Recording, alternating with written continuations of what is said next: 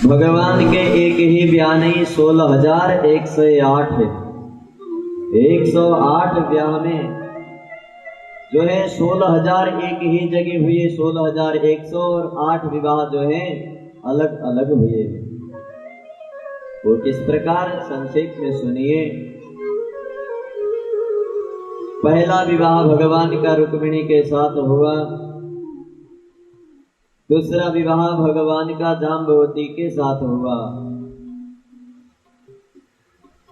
जाम्बवान जो है भालू था, उसकी पुत्री से भगवान का विवाह हुआ।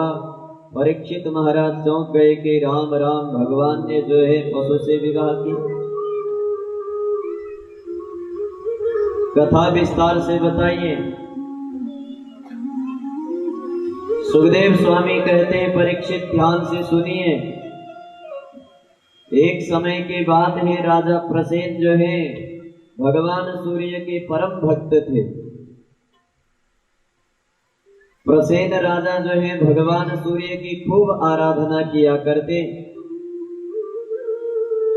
एक दिन भगवान सूर्य नारायण ऐसे प्रसन्न हो गए कि भगवान ने जो है उसे शत्राजित नाम की जो है एक शत्राजित को जो है मणि दे दी।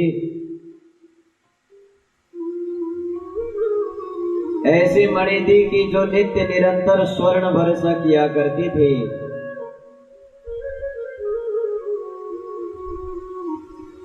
एक दिन उस मणि को लेकर के शत्राजित सीधे द्वारकापुरी में गया भगवान के यहाँ। ग्वाल वालों ने कहा कि कन्हैया, आज हमारे ब्रज में जो है ये द्वारका में साक्षात सूर्य नारायण आ रहे हैं। भगवान ने कहा कि सूर्य नारायण? बोले सूर्य तो ऊपर दिख रहे हैं। बालकों ने कहा ना कन्हैया, सूर्य नारायण यही आ रहे हैं। वो देखो देखो। जहां भगवान ने देखा कि ओहो, यह तो सूर्य नहीं, भगवान सूर्य का भक्त है। परंतु सिमंतक मणि लेकर के आ रहा है। भगवान सूर्य नारायण द्वारा प्रदत्त मणि है। बालकों, ये सूर्य नहीं, सूर्य भक्त है। बालक लोग कहने लगे कि प्रभु, यदि ये सूर्य नारायण की मणि है दी हुई, तो यह मणि राजा शत्राजित के साथ नहीं, हमारे यहाँ रहे तो बहुत अच्छा शोभा देती। हम मणि को क्या यहीं रख ले? भगवान ने कहा ठीक है, शत्राजित से कहेंगे कि मणि दे दो भाई। यदि दे देंगे तो रख लेंगे, वरना देखो कह नहीं सकते हैं।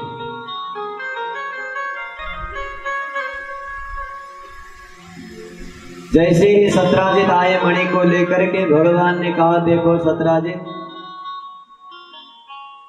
हमारे द्वारकावासी सब इस मणि को यहीं रखना चाहते हैं, क्या दोगे? शत्राजित कहता है प्रभु, सब कुछ दे सकता हूं, परंतु इस मणि को नहीं दे सकता। भगवान ने कहा ठीक है। दो व्यक्ति ने ही भगवान को ठुकराया है, एक दुर्योधन और धृतराष्ट्र ने। जब भगवान मांगने गए थे तो दिया नहीं, और आज शत्राजित ने भी भगवान हाथ फैला करके मांग रहे थे, मणि दिया नहीं। यदि किसी चीज को भगवान स्वयं आकर के मांग ले हमसे और हम दुर्भाग्य न दे पाए, तो समझ लीजिए हमारा विनाश जल्दी ही होने वाला है।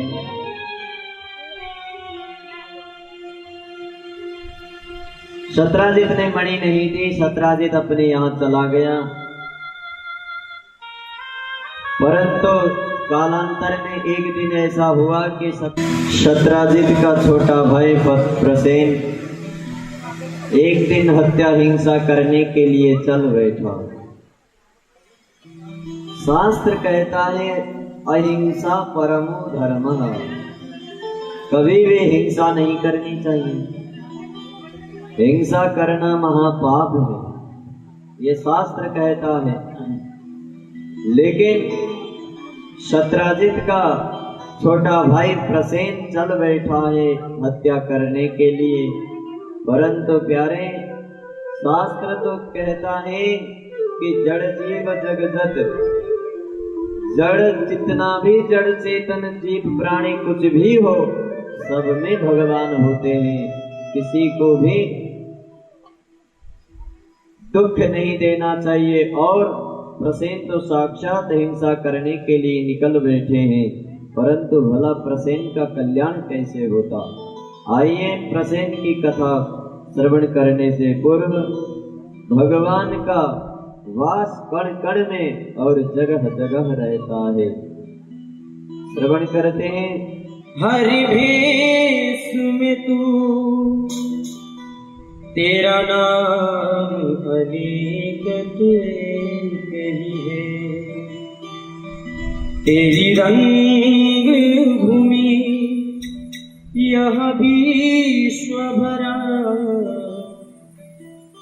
तेरी रंग भूमि यह विश्व भरा, हर खेल में तुम, हर मेल में तुम, हर खेल में तुम, हर मेल में तुम, हर देश में तू, हर भेष में तू, हर देश में तू, हर भेष में तू, तेरा नाम अनेक कही है, तेरा नाम अनेक कही है, तेरी रंग भूमि यह विश्व भरा, तेरी रंग भूमि यह विश्व भरा, हर खेल में तुम, हर मेल में तुम, हर खेल में तुम, हर मेल में तुम, हर देश में तू, हर भेष में तू, हर देश में तू, हर भेष में तू, तेरा नाम अनेक कही है, तेरा नाम अनेक कही है।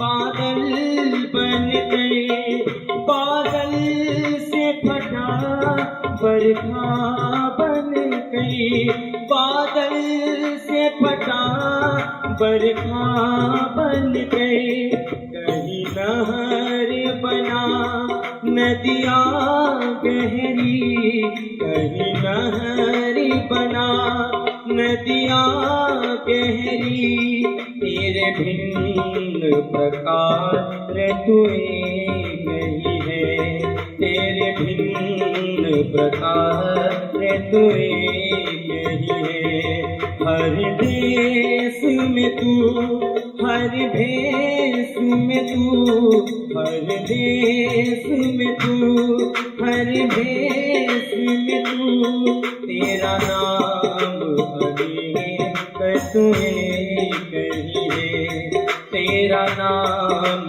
अनेक कही है।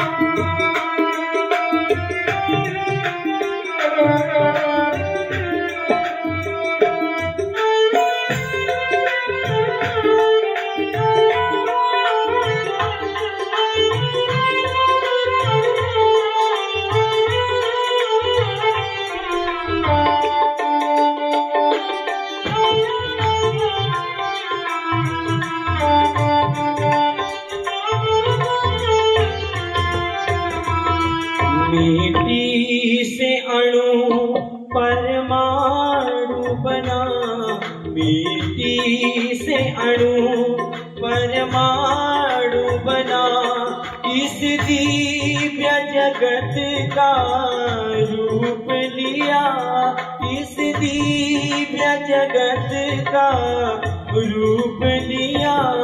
कहीं पर्वत वृक्ष विशाल बना, कहीं पर्वत वृक्ष विशाल बना, सौंदर्य तेरा तू एक ही है, सौंदर्य तेरा तू एक ही है। हर देश में तू, हर भेष में तू, हर देश में तू, हर भेष में तू, तेरा नाम अनेक तू एक ही है, तेरा नाम अनेक तू एक ही है। बोलो बंसी वाले की।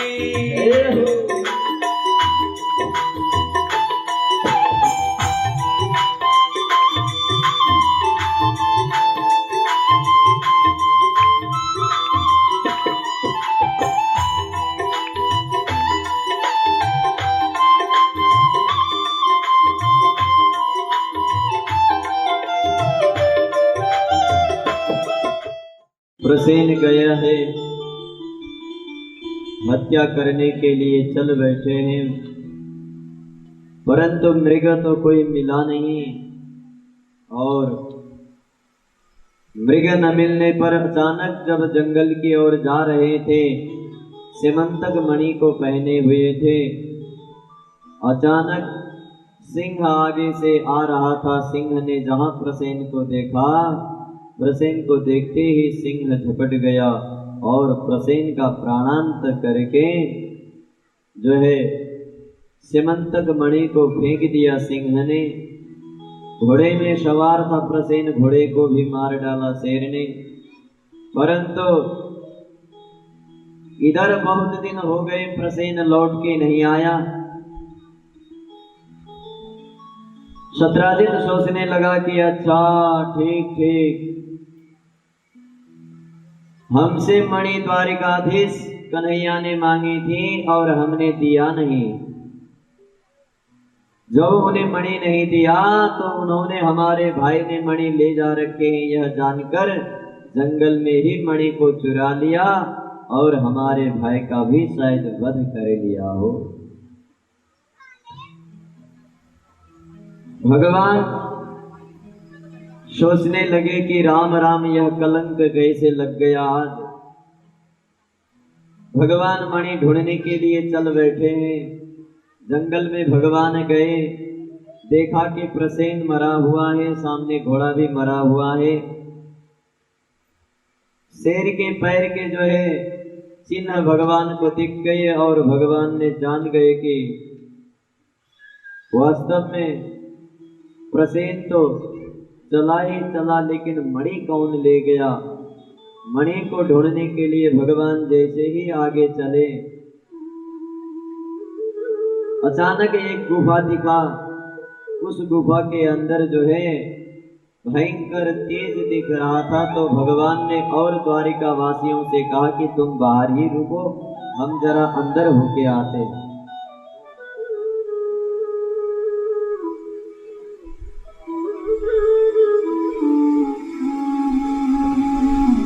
जब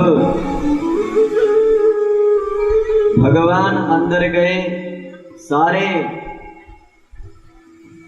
द्वारिकावासी बाहर ही खड़े रहे, परंतु भगवान ने देखा कि राम राम मणि जाम्बवान की पुत्री जाम्बवती मणि के साथ खेल रही है। भगवान ने मणि पकड़ना चाहा, परंतु जाम्बवान की पुत्री दौड़ करके पिता के पास गई। जाम्बवंत समझ गया राम राम कौन आया है। भगवान ने सारी बात बताई कि दे दो मणि। जाम्बवंत कहने लगा मणि देने वाला नहीं हूं। भगवान ने युद्ध किया। 27 दिन तक जाम्बवंत के साथ युद्ध चला। 27वें दिन में भगवान विजयी हुए। जाम्बवंत बहुत लज्जित हुआ, मैंने भगवान के साथ युद्ध किया है, परंतु लज्जा के मारे क्या करता, भगवान से कहता है प्रभु अब मैं आपसे कोई नाता लेना चाहता हूँ। भगवान ने कहा कि क्या नाता करोगे हमारे साथ। जाम्बवंत कहता है कि मेरी पुत्री है, इसके साथ आप ब्याह कर लीजिए।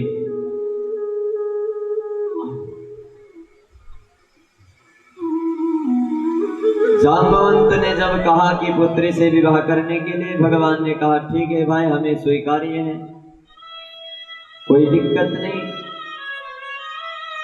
हम विवाह कर लेंगे। मणि को भी लेकर के गए, जाम्बवंत की पुत्री जाम्बवती को भी लेके गए। जहां द्वारका में पहुंचे, द्वारका में पहुंचते ही सबने स्वागत किया, परंतु भगवान जैसे ही अपने घर में पहुंचे तो बाहर से ही आवाज लगाया, अरे रुक्मिणी सुनती हो क्या। रुक्मिणी ने कहा कि पत्नी बहुत दिन बाद आना हुआ, द्वारका में तो सब लोग रो रहे हैं और आप खुश होके आ रहे हो। भगवान ने कहा देवी बाहर ना आना। क्यों? क्योंकि देवी आज मैंने तुमसे भी सुंदर पत्नी लेकर के आया हूं।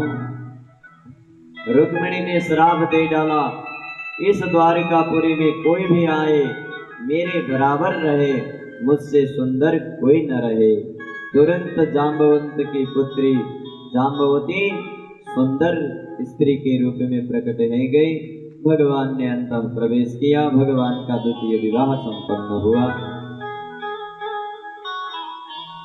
और भगवान मणि लेकर के मणि को लौटाने शत्रुजित के यहाँ गए और शत्रुजित समझ गया कि प्रभु ने मणि नहीं चुराई थी। लज्जित हुआ, शत्रुजित ने भी अपनी पुत्री का विवाह भगवान से करा दिया। भगवान का तीसरा विवाह हुआ। एक दिन अचानक भगवान हस्तिनापुर जा रहे थे। हस्तिनापुर जाते जाते पांडवों के साथ भगवान जा रहे थे जब हस्तिनापुर की ओर, तो जाते जाते यमुना का पुलिन तट आया। यमुना के तट पर भगवान ने तिरछी नजर से देखा तो एक कन्या जो है तपस्या कर रही थी। भगवान ने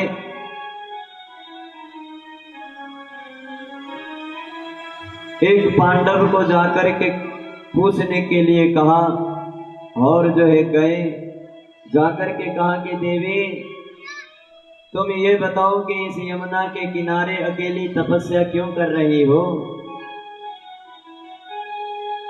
उस कन्या ने कहा कि देखिए महाराज, मैं तपस्या इसलिए कर रही हूँ कि विष्णु वरेण्यम वरदः, भगवान विष्णु को पति बनाना चाहती हूँ। इशारा कर दिया, प्रभु ब्याह करने की बात कर रही है। भगवान ने कहा कोई बात नहीं, रास्ते में चलते चलते शुभ हुआ है, शुभ शकुन छोड़ना नहीं चाहिए, आओ ब्याह करो। तो भगवान ने चौथा विवाह मार्ग में ही माता कालिंदी यमुना के साथ किया। और उसके बाद भगवान ने नागनजीत की पुत्री के साथ, श्रुतकृति के साथ किया, भद्रा के साथ किया, लक्ष्मणा के साथ किया। इस प्रकार भगवान के 8 विवाह मुख्य हुए। 16,108 विवाह कैसे हुए? तो 16,100 विवाह का प्रकरण सुनिए परीक्षित। एक समय की बात है,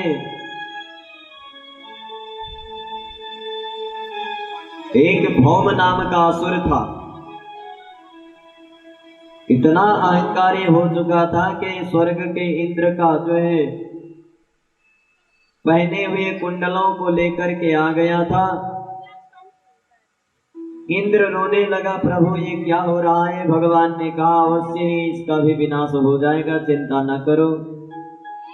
भगवान ने द्वारकापुरी में कुछ दिन रह करके भौमासुर का अंत करने के लिए मन बनाया, परंतु जब द्वारकावासी द्वारका में भगवान कन्हैया को देखते न, हर क्षण प्रसन्न रहा करते। भले ही भगवान द्वारिकाधीश थे, लेकिन भगवान द्वारिका में बहुत कम रहा करते थे। भगवान जो है भक्तों की इच्छा पूर्ण करने के लिए न जाने कभी कहीं द्वारका तो केवल नाम से ही थी, भगवान द्वारका में कभी ही रहते। परंतु जब भगवान द्वारका में रहते तो सारे द्वारकावासी भगवान के ऐसे गीत गाते कि हे वृंदावन के बाके बिहारी, क्या तेरी लीला है, क्या तेरा सुंदर सलोना रूप है। खूब भगवान के साथ श्रीधाम वृंदावन के बाके बिहारी की याद नित्य निरंतर दिलाया करते। हमसे पर्दा करो ना मुरारी, वृंदावन के बाके बिहारी। हमसे पर्दा करो ना मुरारी, वृंदावन के बाके बिहारी। हमसे पर्दा करो ना मुरारी, वृंदावन के बाके बिहारी। हमसे पर्दा करो ना मुरारी, वृंदावन के बाके बिहारी।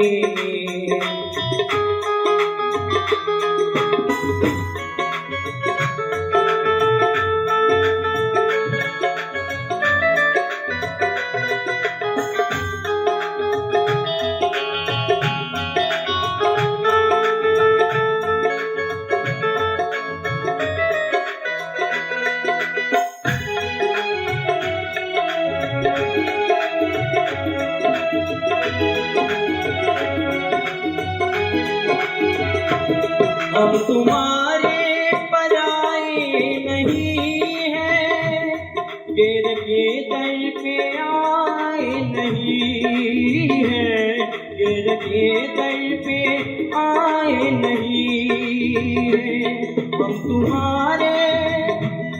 हम तुम्हारे पराए नहीं हैं, गिर के दर पे आए नहीं हैं, गिर के दर पे आए नहीं हैं। हम तुम्हारे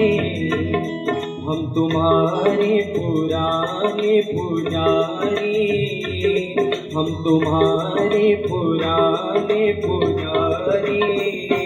हमसे पर्दा करो ना मुरारी, वृंदावन के हो कृष्ण मुरारी।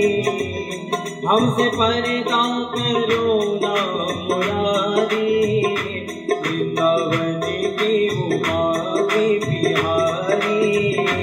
हमसे पर्दा करो ना मुरारी, वृंदावन के हो बाके बिहारी।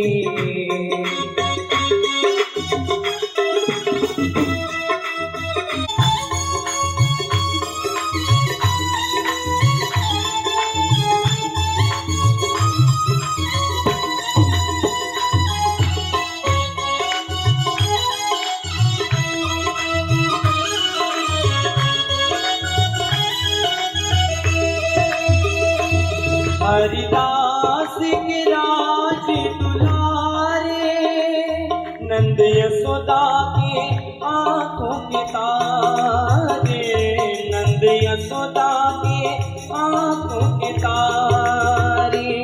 हरिदास के राज दुलारे, नंद यशोदा के आंखों के तारे, नंद यशोदा के आंखों के तारे। राधा के सावरे हैं गिरिधारी, राधा के सावरे हैं गिरिधारी। हमसे पर्दा करो ना मुरारी, वृंदावन बिहारी। हमसे पर्दा करो ना मुरारी, वृंदावन के वो बांके बिहारी। हमसे पर्दा करो ना मुरारी, वृंदावन के वो बांके बिहारी।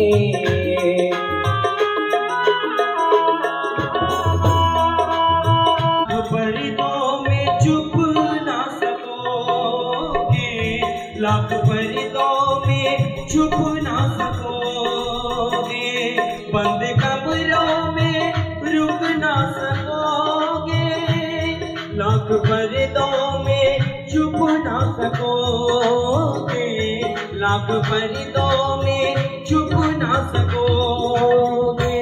तुमको हरे और हम हैं जो पारी, तुमको हरे और हम हैं जो पारी। हमसे पर्दा करो ना मुरारी, वृंदावन के वो बांके बिहारी। हमसे पर्दा करो ना मुरारी, वृंदावन के वो बांके बिहारी।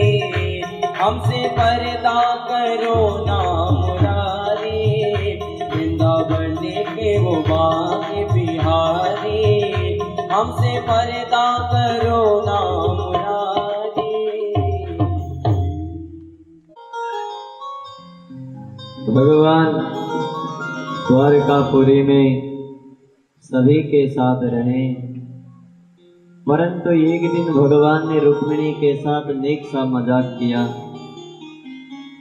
भगवान ने रुक्मिणी से कहा कि देखो रुक्मिणी, तुमने हमारे साथ जो विवाह किया है ना, वो कुछ भांति ठीक नहीं लगता है हमें। रुक्मिणी ने कहा काहे को पतिदेव? भगवान कहते हैं अरे देवी, तुम कहाँ राजा भीष्मक की पुत्री और हम कहाँ वृंदावन के ग्वाले। एक राजघराने की पुत्री का ब्याह राजा से होना चाहिए, न कि ग्वाले से। देवी, ब्याह ठीक नहीं हुआ है, देखो अभी भी कुछ नहीं बिगड़ा है।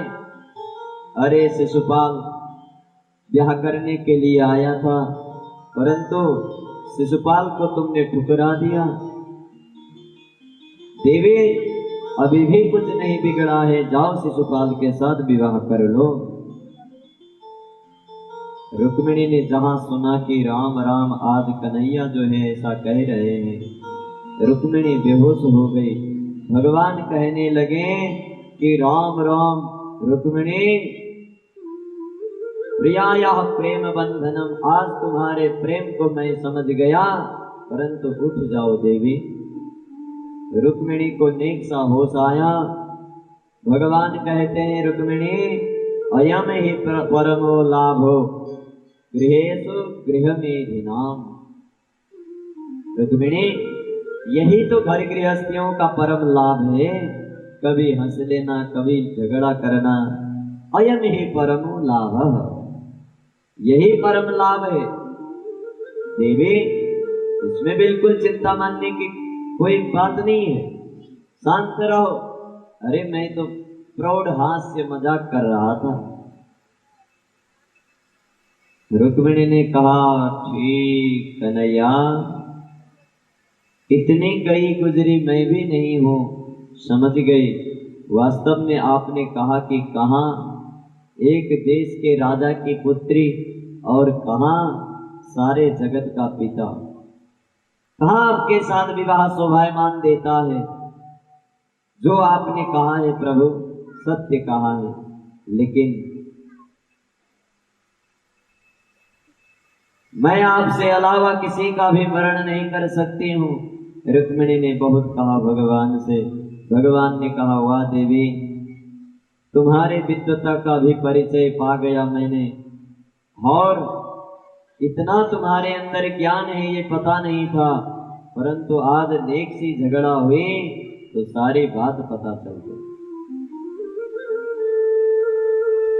कभी घर में शांति ज्यादा रहे ना, एक आपस में कुछ कहलवाना हो तो ईमानदारी से नहीं कहते, नेक से बेईमानी कर दो तो सारी बात बता देते हैं सभी नहीं, हाँ साहब ऐसे, हाँ यहाँ ये ऐसा वो ऐसा, हाँ ठीक, सारी बातें हो जाती हैं। भगवान ने भी आज रुक्मिणी से जानना चाहा कि रुक्मिणी भगवान के बारे में जानती है कि नहीं, परंतु भगवान को पता चला कि रुक्मिणी सब कुछ जानती है। भगवान प्रसन्न हो गए। इस प्रकार अपने घर गृहस्थी में भगवान आनंदित रहा करते। परंतु प्यारे, एक दिन नारद जी ने सोचा कि अकेला ही कन्हैया जो है 16,108 रानियों के साथ कैसे रहता होगा, जरा देखूं। नारद बाबा जो है भगवान को देखने चल बैठे। जैसे ही द्वारकापुरी में पहुंचे, द्वारिका में देखा कि भगवान जितनी रानियां थी उतने ही रूप में सभी के प्रकोष्ठ में मिले। अंतिम में नारद ने जो है हाथ जोड़ के भगवान से क्षमा मांगा और कहा, प्रभु धन्य है आपके रूप, कहा मैं आपकी परीक्षा ले रहा था और कहा आपका रूप। भगवान ने कहा, नारद कोई बात नहीं, प्रसन्न रहो, जाओ पुत्र। नारद जी चले गए। भगवान इधर द्वारकापुरी में आनंद पूर्वक रहने लगे। परंतु प्यारे, बाणस्य पुत्री, एक बाणासुर नाम का राक्षस था। बाणासुर नाम का राक्षस भगवान शंकर का परम भक्त, ऐसा भक्त कि भगवान शंकर ने उसे 1000 हाथ दे दिया,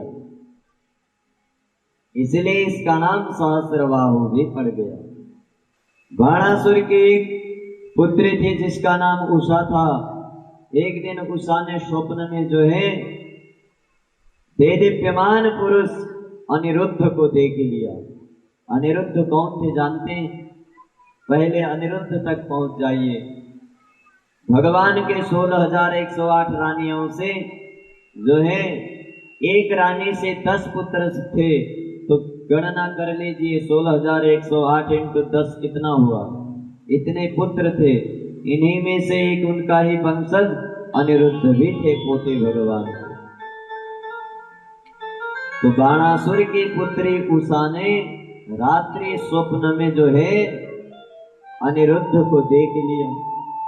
प्रातः काल हुआ तो सखी से कहने लगे, सखी मैंने एक सुंदर से पुरुष को देखा है, वो कैसे मिलेगा, कहाँ मिलेगा, कौन होगा, उसका पता कैसे मिले।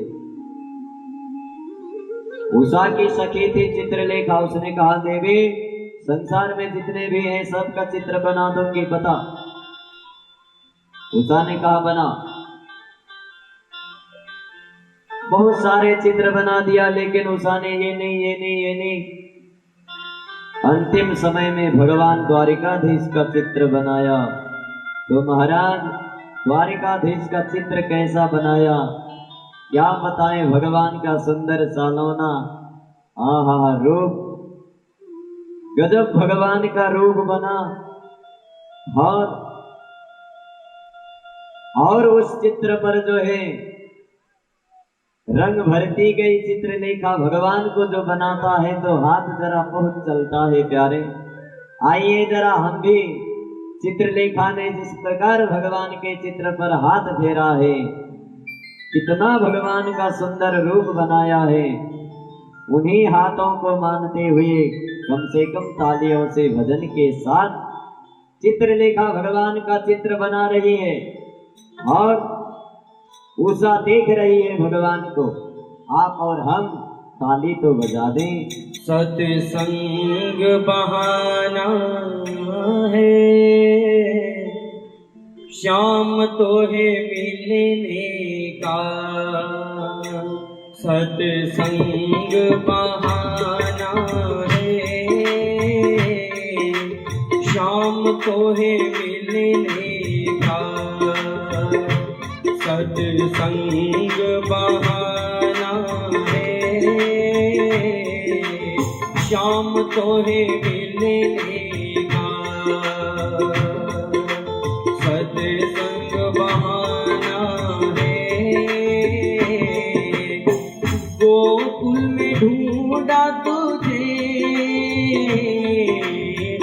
मथुरा में पाया है।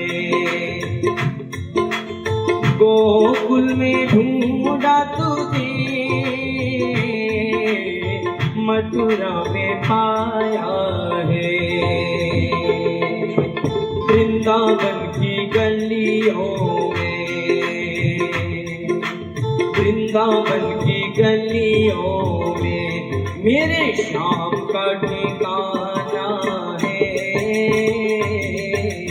वृंदावन की गलियों में मेरे श्याम का ठिकाना है। श्याम तो है मिलने का सत्संग बहाना है। श्याम तो है मिलने का सत्संग बहाना है। श्याम तो है मिलने का।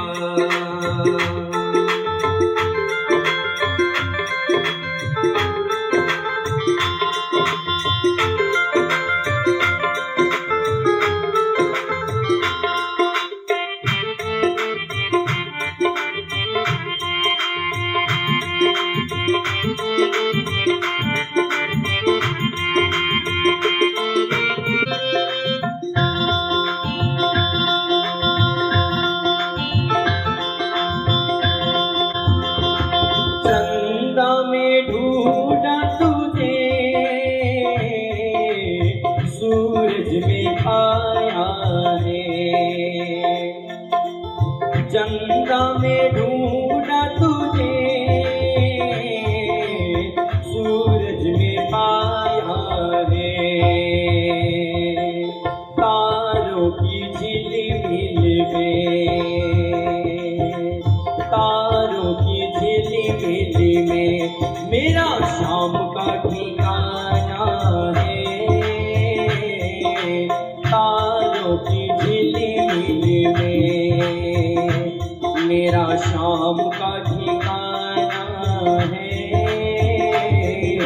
श्याम तो है मिलने का सत्संग बहाना है।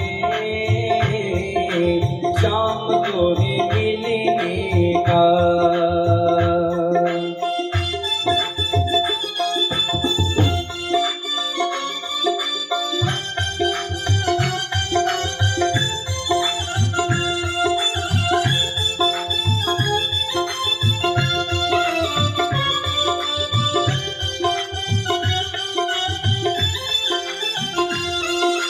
आयों में ढूंढा तुझे, बछड़ों में पाया है। ग्वालों के हृदय में श्री राधे, ग्वालों के हृदय में मेरा श्याम का ठिकाना है। ग्वालों के हृदय में मेरा श्याम का ठिकाना है। श्याम तो है मिलने का सत्संग बहाना है। गंगा में ढूंढा तुझे, यमुना में पाया है। गंगा में ढूंढा तुझे, यमुना में पाया है। सदियों के संगम में, सदियों के संगम में मेरा श्याम का ठिकाना है। श्याम तो है मिलने का सत्संग बहाना है। श्याम तो है मिलने का।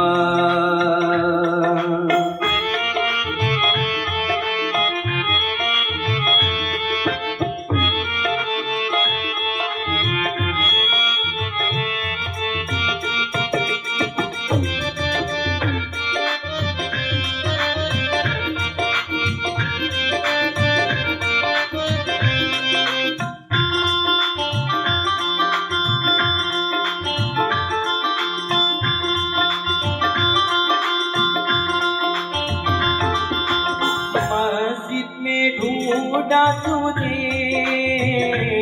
गिरिराज दर पाया है। मस्जिद में ढूंढा तुझे, गिरिराज दर में पाया है। मंदिरों की गलियों में,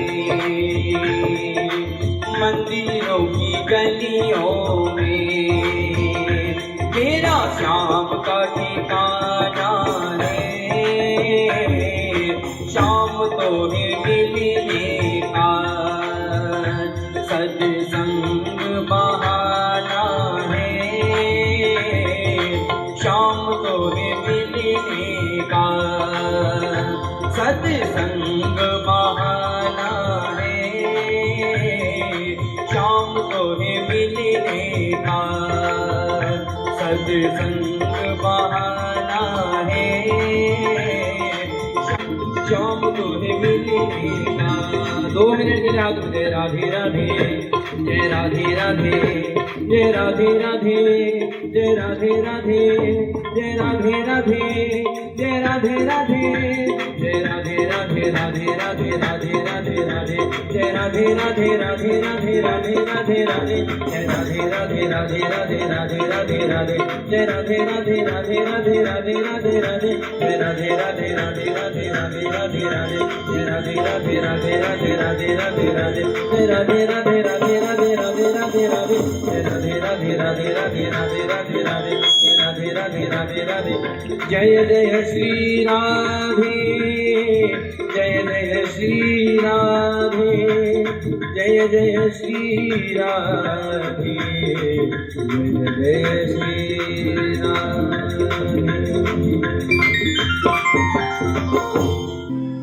बाणासुर के पुत्री उषा ने जहां भगवान श्री कृष्ण का चित्र देखा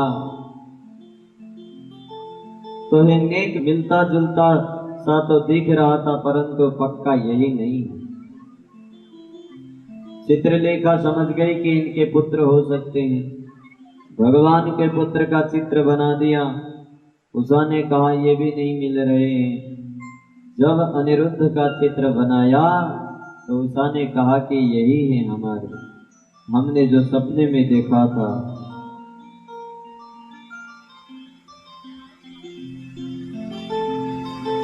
अब तो चित्रलेखा कहने लगी कि हमें क्या करना चाहिए सखी तुम्हारे लिए। उषा कहते हैं कि मैंने जो है स्वप्न में देखा है तो यही पुरुष मुझे चाहिए।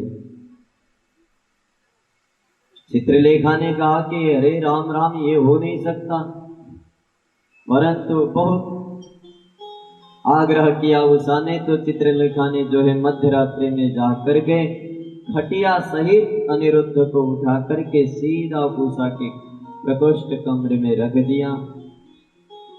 बहुत दिन तक बीतने के बाद एक दिन राजा की नजर अपनी पुत्री उषा पर गई तो बाणासुर ने कहा कि सैनिकों, मेरी पुत्री का मुख कमल लटका हुआ क्यों है? चेहरे का तेज कहां चला गया? सैनिकों से पता चला कि उषा के प्रकोष्ठ कमरे में कोई पुरुष रह रहा है। बाणासुर ने तुरंत सैनिक को भेजा और सीधा अनिरुद्ध को जो है पकड़ करके कारागार में रख दिया।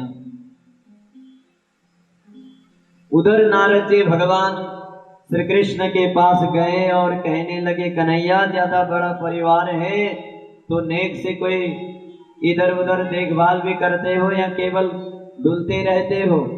भगवान ने कहा कि नारद, मेरा परिवार तो ठीक ठाक है।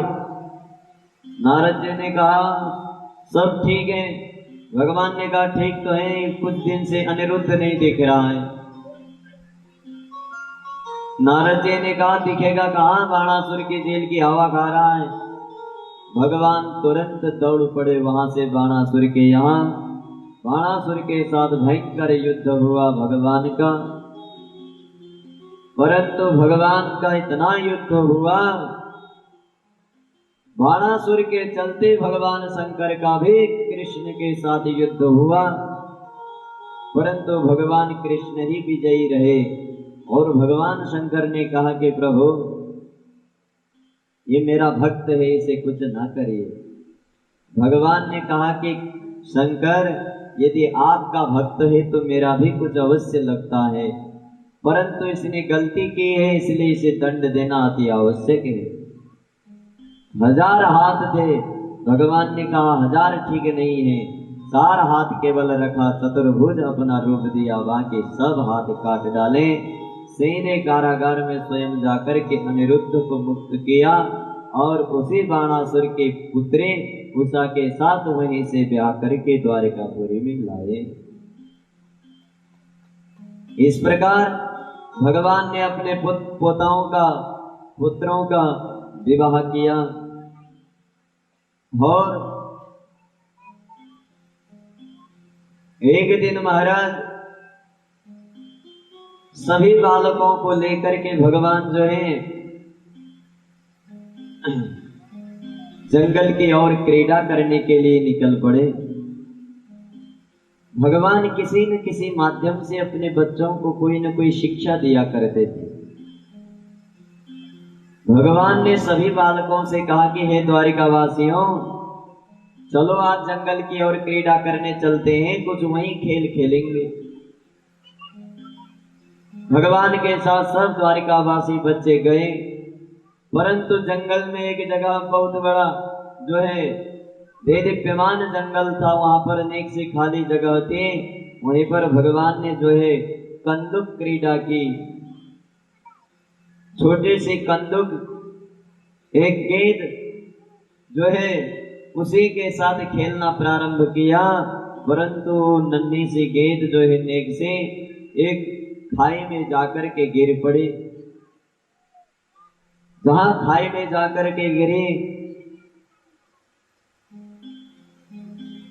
बालक लोग लाने के लिए चल पड़े, परंतु जब लाने के लिए जा रहे थे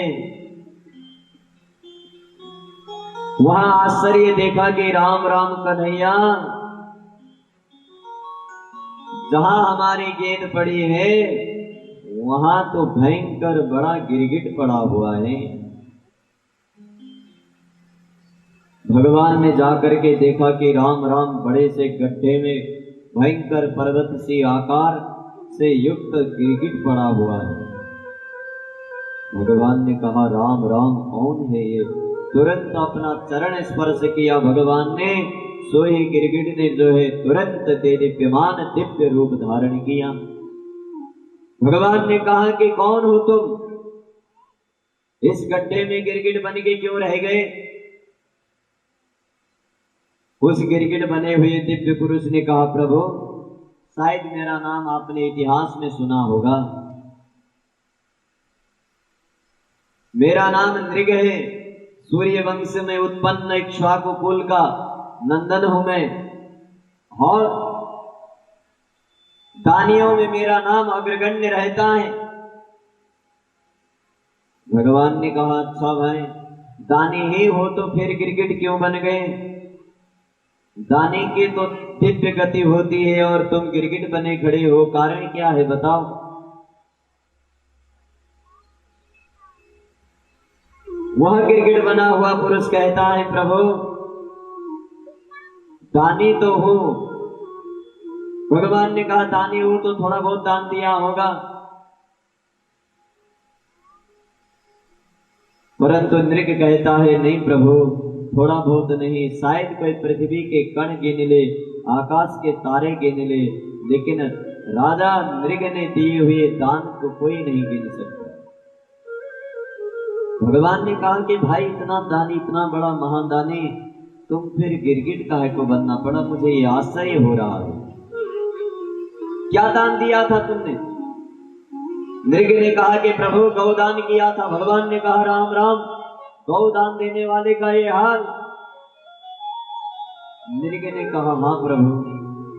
भगवान ने कहा भैया गौ कैसे दान दिया था? भगवान से कहते हैं कि प्रभु दुधारू गाय, उसमें भी सोने से चांदी से जो है युक्त करके ब्राह्मण को दक्षिणा सहित गौ दिया था। भगवान ने कहा कमी कोई नहीं रही तो नृग क्यों गिरगिट बनना पड़ा, ये साफ साफ बताओ। नृग कहता है प्रभु एक दिन एक गलती हो गई क्या। एक दिन मैंने अपने घर से गाय को जो है दान दिया, ब्राह्मण लेकर के गए, परंतु उन्हीं ब्राह्मण के घर से जो है भाग करके पुनः मेरे ही गोष्ठ में वो गाय प्रवेश करके गई, और दूसरे दिन उसी गाय को मैंने दूसरे ब्राह्मण को दान दे दिया। उधर से एक ब्राह्मण अपनी गाय ढूंढने आ रहा था और इधर से एक ब्राह्मण जो है गाय दान लेकर के जा रहा था। अब कल्पना कीजिए कि दोनों की भेंट हुई हो तो बात क्या हुई होगी। उधर से आने वाले ब्राह्मण कहते हैं कि चोर, वो कहते हैं मूर्ख, बेमतलब में चोरी का जो है कलंक लगा रहा है, अभी अभी नृग ने जो है दान दिया है। दोनों की आपस में लड़ाई हुई, दोनों राजा के पास आए, दोनों ने गाय को जो है राजा को ही देकर के चल बैठे। गाय किसी ने भी नहीं ली। प्रभु बस इतना सा ही पाप है, वो भी मुझसे अनजान से हो गया था, जानबूझ के नहीं। आगे क्या हुआ भगवान कहते हैं, नृग कहता है कि प्रभु आगे कुछ नहीं हुआ, कालांतर में मेरी मृत्यु आई। जहां मृत्यु सन्निकट आई, मरने के बाद मुझसे पूछा गया यमराज ने कि यमराज कहते हैं देखो नृग, तुम पहले पाप भोगोगे या पुण्य। मैंने यमराज से कहा कि मेरा पाप ज्यादा है या पुण्य। यमराज ने कहा पाप नेक सा है, पुण्य बहुत है। नृग कहते हैं प्रभु मैंने कहा कि तब तो मैं इकट्ठा जो है पुण्य बाद में भोगूंगा, पहले पाप भोग लेता हूं।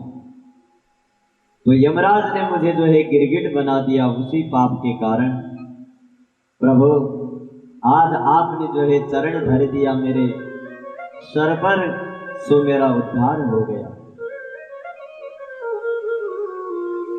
भगवान ने कहा ठीक है जाओ पुत्र, परंतु बच्चों से कहा कि कुछ पल्ले पड़ा कि नहीं। बच्चों ने कहा कि अरे कन्हैया अब तो पल्ले ही नहीं पड़ा। बोले हमने ही सब कुछ पढ़ लिया, अब तो सारा ज्ञान मिल गया। भगवान कहते हैं हाँ, मुझे कभी भी किसी से भी भय नहीं लगता है। ना हम हाला हलम विसम्मन्य, मैं हालाहल विष को भी कोई बड़ा नहीं मानता हूं। और ब्रह्मस्वम दुरनुज्ञातम, सर्वस्व हरण भी हो जाए फिर भी मैं कोई दुख नहीं मानता हूं। सबसे ज्यादा पीड़ा मुझे वो होती है स्वदत्ताम परदत्ताम व ब्रह्म वृत्तिम हरे चया।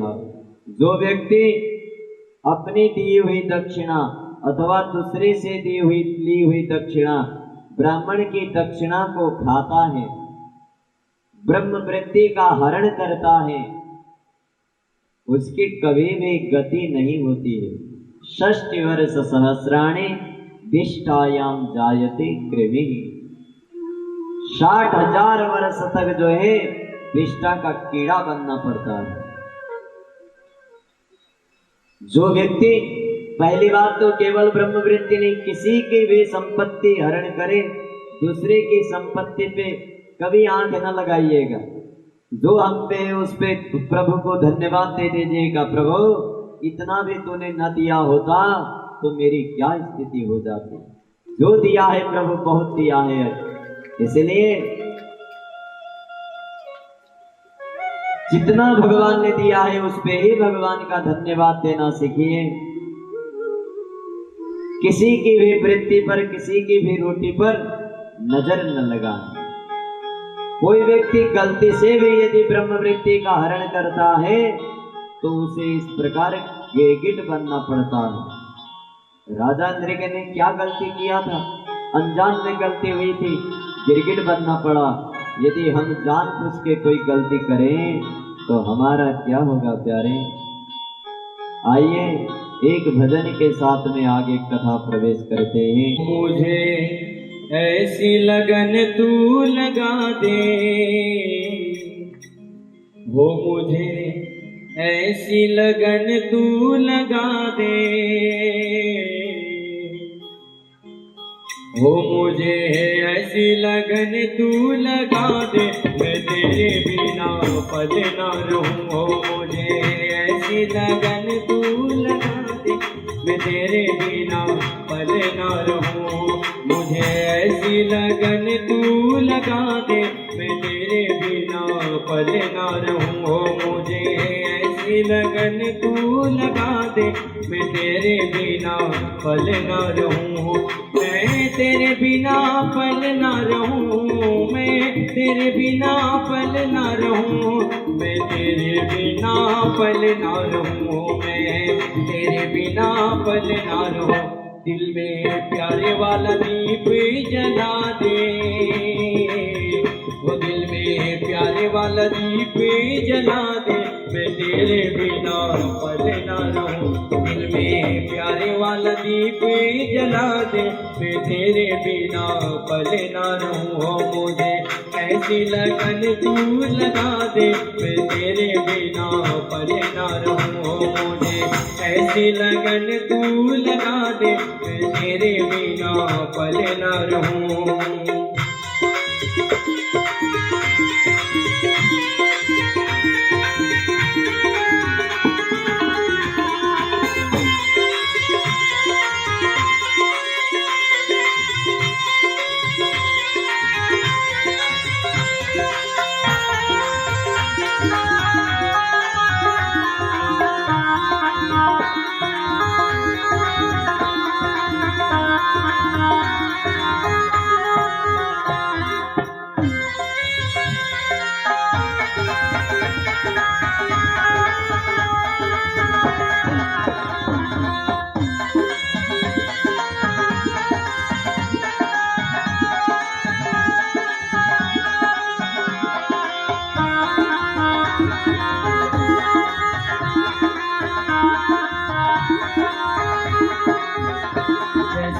जल बिना मछली पल ना जिए, जैसे है जल बिना मछली पल ना जिए, हो ऐसे तड़प में घड़ी घड़ी तेरे लिए, हो ऐसे तड़प में घड़ी घड़ी तेरे लिए।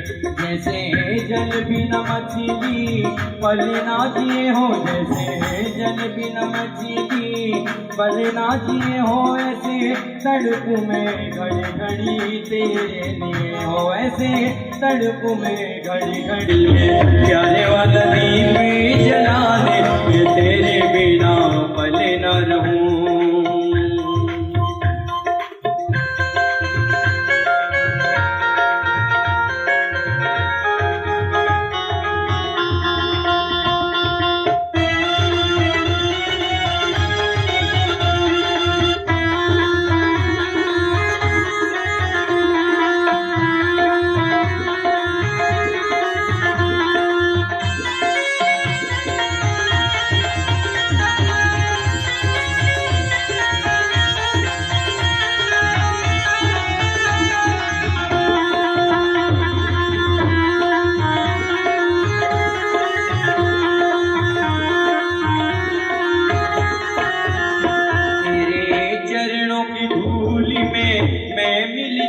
तेरे चरणों की धूल में मैं मिल जाऊं, अब आस यही है कहीं दूर न जाऊं, अब आस यही है कहीं दूर न जाऊं। तेरे चरणों की धूल में मैं मिल जाऊं, तेरे चरणों की धूल में मैं मिल जाऊं, अब आस यही है कहीं दूर न जाऊं, अब आस यही है कहीं दूर न जाऊं। ऐसा भक्ति का रंग चढ़ा दे,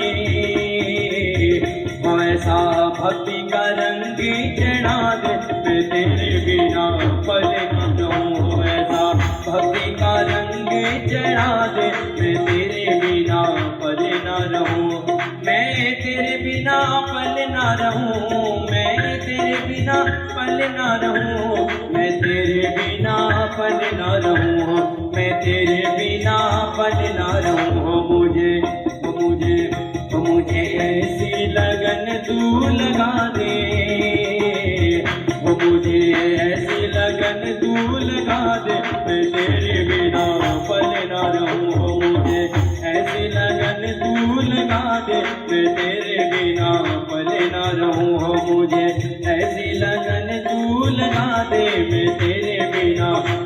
न रहूं। बोलो बाके बिहारी लाल की।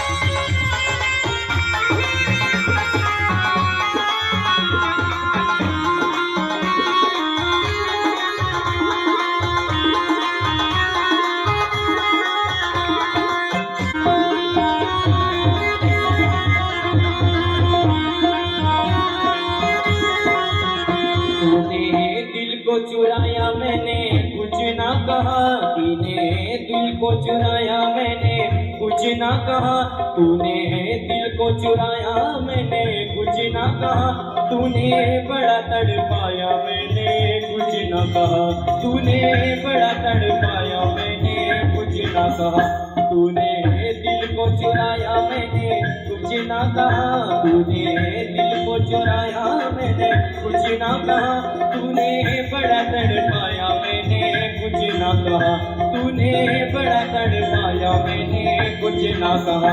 अब ऐसी झलक दिखला दे, वो अब ऐसी झलक दिखला दे, मैं तेरे बिना पल ना रहूं, मुझे ऐसी लगन तो लगा दे, मैं तेरे बिना पल ना रहूं, मुझे ऐसी लगन तो लगा दे, मैं तेरे बिना पल न रहूं।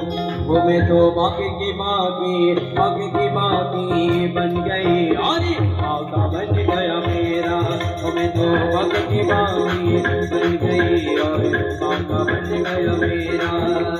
उसका ठेका सब कुछ मांगा, उसका ठेका सब कुछ मांगा, उसका ठेका सब कुछ मांगा, उसका ठेका सब कुछ मांगा, आए मैं तो मर गई मर गई मर गई मर गई हो मैं तो बाकी की बाकी बन गई और आका बन गया मेरा, मैं तो बाकी। एक दिन भगवान कृष्ण सुधर्मा नाम की सभा हमेशा चलती रहती थी। भगवान वहां बैठे थे। अचानक नारद जी ने आकर के कह दिया कि कन्हैया हस्तिनापुर में जाकर के पांडवों का यज्ञ करना है। अभी हस्तिनापुर से पांडव जो है इंद्रप्रस्थ में गए हुए हैं, इंद्रप्रस्थ में रह रहे हैं और इंद्रप्रस्थ में ही यज्ञ करना है। भगवान ने कहा ठीक है नारद हो जाएगा, परंतु नारद के जाते हैं महाराज मगध देश के राजा जरासंध से पीड़ित सैनिक आके कहता है प्रभु जरासंध हमें बहुत सता रहा है, इससे मुक्ति दिला दीजिए। भगवान जाते हैं और भगवान जाकर के सबसे पहले पांडवों से कहते हैं कि देखो पांडव यज्ञ कैसे किया जाए, पहले यज्ञ करें या जरासंध का वध करें। सभी ने कहा कि पहले दुष्टों का विनाश होना चाहिए। भगवान जरासंध के यहाँ जाने के लिए सोच रहे थे, परंतु जाएं तो कैसे भाई, भगवान जरासंध की डर से रणछोड़ जो बने हैं उसके सामने मुख कैसे दिखा दे। उद्धव ने कहा कन्हैया काम बनाना हो तो कुछ भी कर लो, कोई फर्क नहीं पड़ता। भगवान ने कहा तो क्या करें। उद्धव ने कहा कि ऐसा करो भिक्षा मांगने के बहाने चले जाओ और जरासंध से भिक्षा मांगना। भगवान समझ गए। भगवान ने अर्जुन को, भीम को और खुद तीनों बटुक ब्राह्मण बन के जो है जरासंध के दरवाजे पे गए और जरासंध से कहा हे जरासंध भिक्षाम देहि, भिक्षा दे दो। जरासंध ने देखा कि अपने घर ब्राह्मण आए हैं, ब्रह्मा विष्णु महेश के सदृश रूप धारण किए हुए छोटे से नन्हे से बटुक ब्राह्मण। जरासंध कहता है ब्राह्मण तुम्हारे आशीर्वाद से तो जो कि कन्हैया रणछोड़ बना हुआ है। कृष्णा भी द्वारिका में है। भगवान भी सर हिला रहे थे, हाँ ब्राह्मण का आशीर्वाद गजब है। जरासंध कहता है मांगो क्या चाहते हो। मैं अभी सर काट के लोगे भी दे दूंगा, जो चाहो सो मांग लो। भगवान ने कहा पक्का दे दोगे? जरासंध ने कहा पक्का पक्की है। भगवान ने कहा जरासंध युद्धम नो देहि राजेंद्र द्वंद्वसु यदि मन्यसे, यदि तुम देना चाहते हो तो हमें युद्ध दो, यानी हमारे साथ युद्ध करो। जरासंध समझ गया राम राम वही कन्हैया है जो रूप फिर करके आ गया। अरे राम राम, नेक नेक देर में रूप बदलता रहता है। लेकिन जरासंध ने कहा हे कन्हैया, तेरे साथ मैं भला क्या युद्ध करूंगा रे, जो मेरे डर से भाग के खड़ा हुआ था। भगवान ने कहा तो हमसे ना करो, दो में से किसी एक के साथ कर लो। जरासंध ने कहा ये अर्जुन है धनुर्धारी, मैं हूं गदाधारी, इसका और मेरा युद्ध मिलता ही नहीं, इसके साथ क्या युद्ध करूंगा। भगवान ने कहा भीम को देखो। जरासंध कहता है भीम थोड़ा सा ठीक है। भीम के साथ युद्ध चला, भयंकर लंबा युद्ध। भीम की ऐसी पिटाई करने लगा जरासंध कि भीम डर के रोने लगा। कहता है कन्हैया, कल से मैं जरासंध के साथ युद्ध करने वाला नहीं। भगवान ने कहा कि देखो भीम, जरासंध ऐसे ही मरने वाला नहीं है, उसे मारने के लिए उपाय बताता हूं। जरासंध के दोनों पैर पकड़ करके बीच से चीर देना और एक पैर इधर और एक पैर इधर फेंक देना, सो उसका प्राणांत तो हो जाएगा। दूसरे दिन युद्ध शुरू हुआ। युद्ध होते ही भीम ने पकड़ा जरासंध के पैर और धाम से फाड़ करके जो है कपड़े की भांति तितर तितर कर दिया। भीम विजयी हुए। भगवान इंद्रप्रस्थ में यज्ञ कराने के लिए पांडवों के यहाँ पहुंचे। पांडवों ने इंद्रप्रस्थ में यज्ञ करने के लिए तैयारी की। हस्तिनापुर से दुर्योधन भी गया, सब गए। अब सबका निर्णय ये हुआ कि पांडव के यज्ञ में पूजा किसकी की जाए। सभी ने कहा कि कन्हैया की पूजा किया जाए, परंतु सब ने स्वीकार किया। एक ही शिशुपाल था जिसने स्वीकार नहीं किया। भगवान ने कहा ज्यादा मत बोल। शिशुपाल ने कहा छोड़ने वाला नहीं हूं। डेली 100 गाली देता था, परंतु उसे ये श्राप था कि 100 गाली से एक भी ज्यादा होगी तो सुदर्शन चक्र उसे छोड़ेगा नहीं। उसने जहां 101 गाली भगवान को दी, भगवान का सुदर्शन चक्र आया, शिशुपाल का वध हो गया और पांडव का यज्ञ प्रारंभ हुआ। पांडव के यज्ञ में भगवान की प्रत्यक्ष पूजा हुई है। पांडव तो कहते हैं दुनिया कुछ कहे न कहे, परंतु हम तो केवल कन्हैया का ही भरोसा करते हैं, इसलिए कन्हैया की ही पूजा करेंगे। सब ने भगवान कन्हैया की ही दीप्यमान पूजा की है। आइए भगवान के उस पूजा पर इंद्रप्रस्थ पे उस महायज्ञ में भजन के साथ सम्मिलित होते हैं। हमने भरोसा कर लिया सरकार शाम का, हमने भरोसा कर लिया दिलदार शाम का, सरकार शाम का दिलदार शाम का,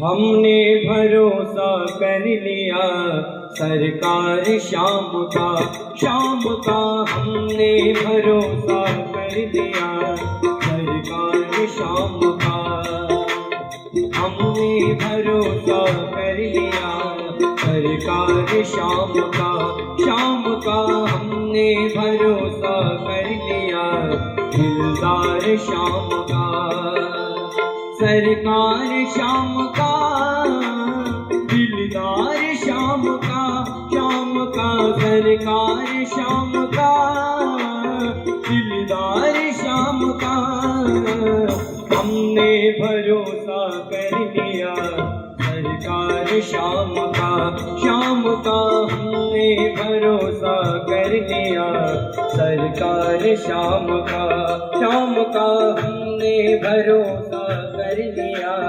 सरकार श्याम का, श्याम का हमने भरोसा कर लिया दिलदार श्याम का।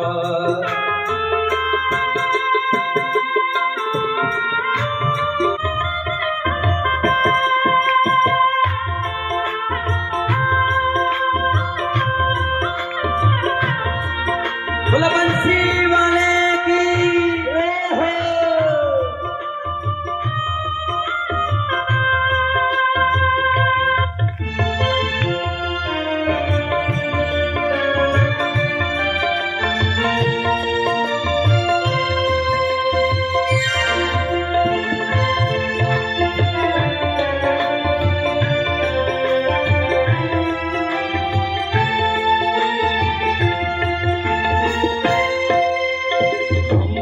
तो श्याम प्यारे ने अपना बना लिया, ओ हमको तो श्याम प्यारे ने अपना बना लिया, हमको तो श्याम प्यारे ने अपना बना लिया, ओ हमको तो श्याम प्यारे ने अपना बना लिया, अपना बनाया अपना बनाया अपना बना लिया, ओ अपना बनाया अपना बनाया अपना बना लिया, दीवाना बन चुका अब संसार श्याम का, श्याम का दीवाना बन चुका अब संसार श्याम का, हमने भरोसा कर लिया सरकार श्याम का, श्याम का हमने भरोसा कर लिया सरकार श्याम का।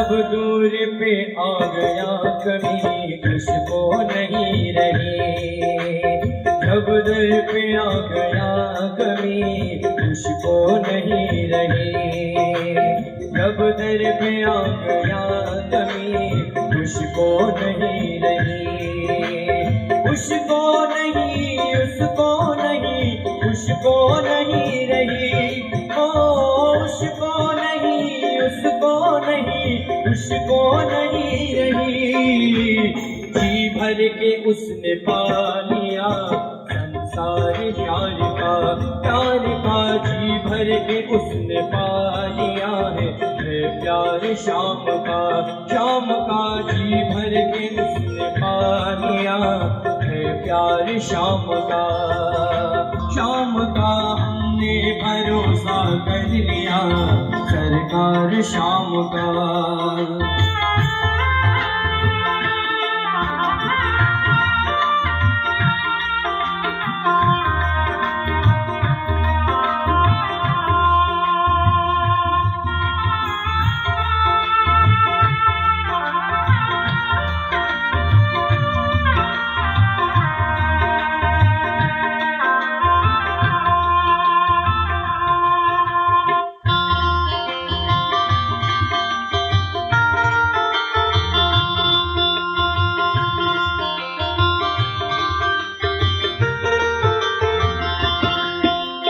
करके भरोसा श्याम का मीरा ने विष पिया, करके भरोसा श्याम का मीरा ने विष पिया, मीरा ने विष पिया, ओ मीरा ने विष पिया, लाल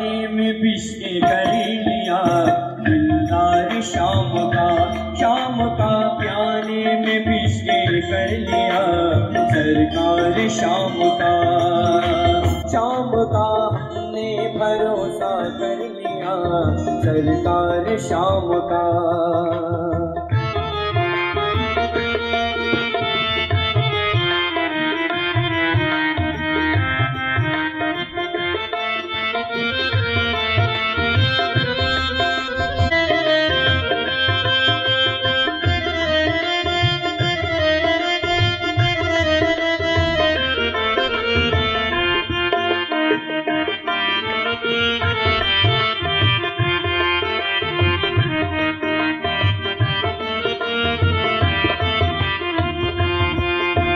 जब नाव डूबने लगी मझधार में मेरी, जब नाव डूबने लगी मझधार में मेरी, मझधार में मेरी, ओ मझधार में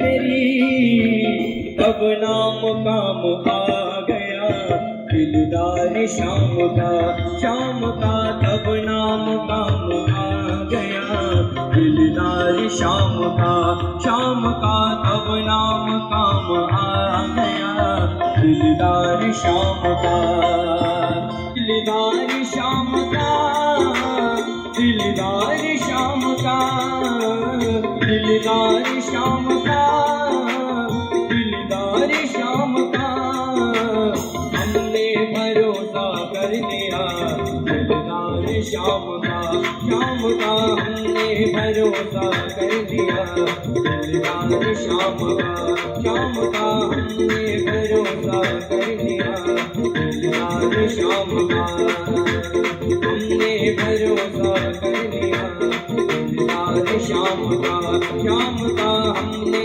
भरोसा कर लिया दिलदार शाम का हमने भरोसा कर लिया दिलदार शाम का हमने भरोसा कर लिया दिलदार शाम का हमने भरोसा कर लिया दिलदार शाम का हमने भरोसा कर लिया दिलदार शाम।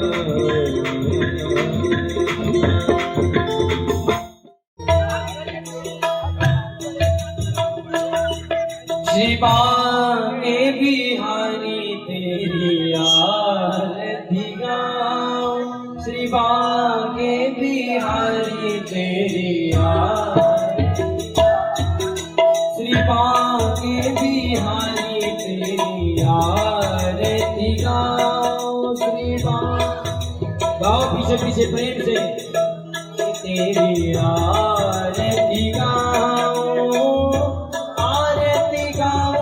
प्यारे आप तो रिझाओ, आरती गाओ प्यारे आप तो रिझाओ, श्री बांके बिहारी तेरी आरती गाओ, श्री बांके बिहारी तेरी आरती तेरी आरती गाओ, श्री कुंज बिहारी तेरी आरती गाओ, कर्पूर गौरम करुणावतारम संसार सारम बुद्धिप्रहारम सदा वसन्तं हृदयारविन्दे भवं भवामि शैतं नमामि, त्वमेव माता च पिता त्वमेव बन्धु सुता त्वमेव वेदा च विदं त्वमेव सर्वं मम देव हरे राम राम राम हरे हरे कृष्ण कृष्ण कृष्ण हरे हरे राम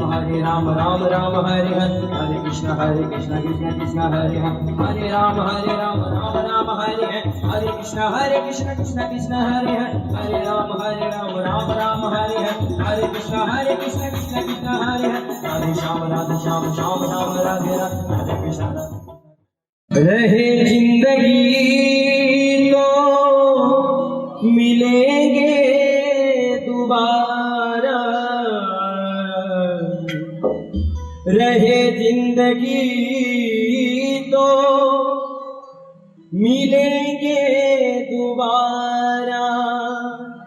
मिलन 7 दिन का हमारा तुम्हारा, मिलन 7 दिन का हमारा तुम्हारा, मिलन 7 दिन का हमारा तुम्हारा।